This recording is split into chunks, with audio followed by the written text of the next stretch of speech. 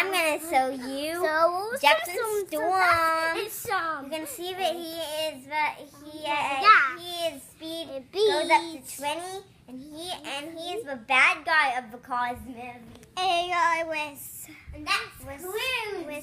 He's not a waster, but she turns into a waster inside of the Cars movie. It was a good it. Now check it out later with Tom Brady. I'll be out of Billy downstairs.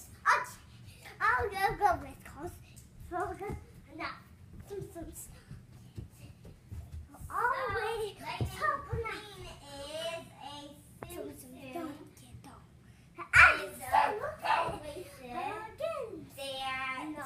McQueen is a Simpson.